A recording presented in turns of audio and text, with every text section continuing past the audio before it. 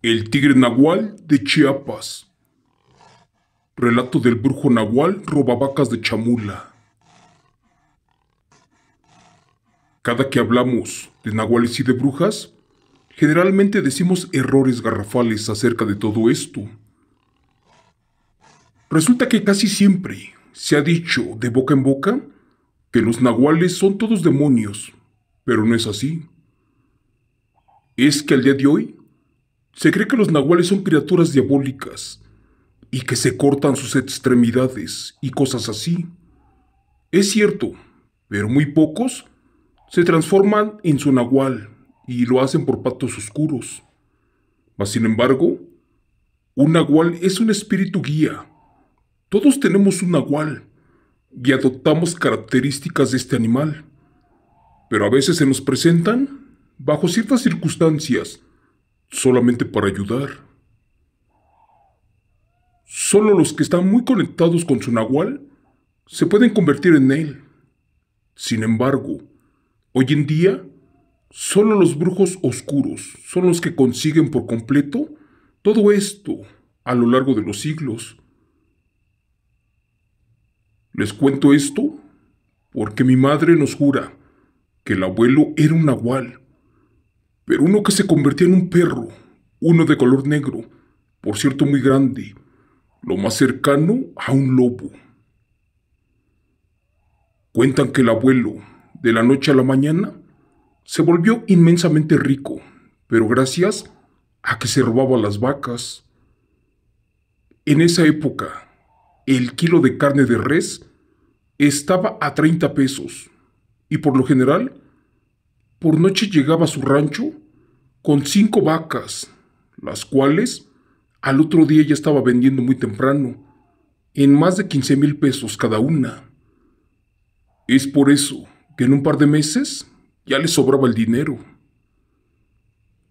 Por desgracia no disfrutó mucho de todo lo que se robó, porque una vez fue descubierto por un granjero, y este al darse cuenta que era un nahual, de inmediato mandó a curar una caja completa de balas, las cuales untó con ajo, además de sal, y a cada una le pusieron una gota de agua bendita en la ojiva. Cuenta la historia que una noche el abuelo, como de costumbre, llegó convertido en lobo y sin medir el peligro, se dispuso a robarse las vacas como siempre. Pero el viejo no supo en qué momento le llegó la muerte. Como era de esperarse, el abuelo no le tenía miedo a las balas, ya que éstas solo le hacían cosquillas.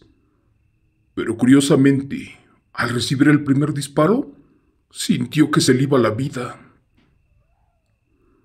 Al final de cuentas, el granjero le soltó 14 tiros que traía en su arma, y fue así como el abuelo murió envenenado con el bloqueo especial. Señor Chemo San Juan, dice mi madre que el abuelo falleció, pero no a causa de los disparos, más bien porque estaba transformado en perro. Y dicen que cuando siguieron el rastro de sangre, encontraron al abuelo con heridas de bala en todo su cuerpo, y que éstas se le estaban pudriendo en la carne. Pero la verdad de las cosas fue que las balas estaban curadas, y por eso nadie logró salvarlo esa noche. Al amanecer en su casa, allí murió desangrado, sin que nadie se diera cuenta de esto.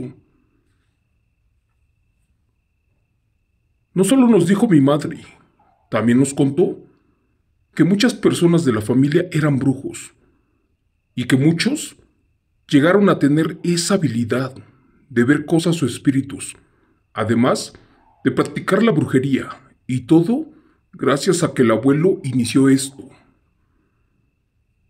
Mi abuelita antes de morir aseguraba que mucha de la familia del abuelo eran nahuales, sobre todo una tía a la que cuidaba.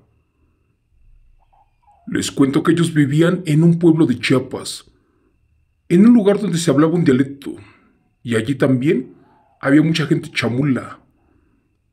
Bueno, resulta que la noche su tía se paraba de su cama y sin hacer ruido, al sentir que nadie la veía, se iba para la selva.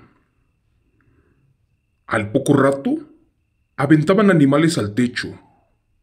Otros más caían en el patio, pero casi siempre eran venados, guajolotes y hasta gallinas. Algo muy curioso era que siempre que en el pueblo se perdían infinidad de animales, lo primero que hacían los indígenas era buscar a los señores, que sabían que eran nahuales, esto para capturarlos y hacerlos pagar por sus fechorías. Pero por alguna extraña razón, su tía nunca estaba cuando sucedía todo esto. La abuela nunca creyó que fuera casualidad, mas aparte dicen que esos dones se heredaban entre familia, y siempre les dio cosa que alguno de nosotros lo tuviéramos. Es por eso que a mi madre, justo cuando decidió casarse, la mandaron para la Ciudad de México, para que no se metiera en esto del nahualismo. Por último, la abuela me contó que cuando tenía como 20 años de edad, un primo del rancho se enfermó, y ella junto a sus otras hermanas y primos iban a verlo todas las noches para rezarle. Y que en una de esas noches en que se fueron a rezarle, dicen que de su cuerpo salió un enorme felino, lo más parecido a un tigre por las rayas, y que al momento de salir por completo, lanzó un rugido que asustó a todos. Esto lo vieron juntos con sus hermanas y primos, y por eso de inmediato supieron que su nahual de mi primo estaba enfermo, o posiblemente herido, y por eso el joven estaba en riesgo de muerte. Ellos se asustaron mucho, y mejor se fueron para la casa, que estaba como a 4 kilómetros. Pero curiosamente en el camino, allí junto a una barranca, vio a un animal muy grande, además de musculoso, lo más parecido a un tigre, solo que por la oscuridad no alcanzarlo a ver muy bien, ya que en el monte estaba un poco alto. Pero bueno, al final de cuentas, ese era el nahual del primo, y necesitaba ayuda, porque le habían puesto una trampa para cazarlo, y ya tenía varios días allí atrapado, sin alimento y sin agua. Cuando la abuela lo vio, de inmediato supo que si esa bestia moría, su primo también tendría la misma suerte. Por eso mismo, se armó de valor y ante los gritos de sus hermanas y primos, bajó para ayudarlo. Al final de cuentas, a ella no le dio miedo, y cuando lo tuvo de frente, con una roca rompió la trampa y después le acarició el lomo. Cuando todos creyeron que se la comería el tigre, este no le hizo nada. Por el contrario, le dio las gracias, y de un brinco, al estar liberado, se perdió en la selva. Dicen que ese era el nahual del primo, el que estaba atrapado, y por lo mismo, el niño también correría la misma suerte de morir. Pero gracias a Dios y a la abuela, el primo despertó, pidió agua, y al siguiente día, sobrevivió una vez a la muerte.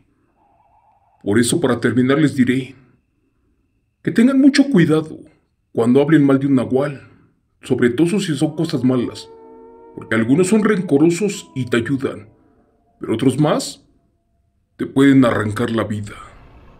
Gracias. Relato.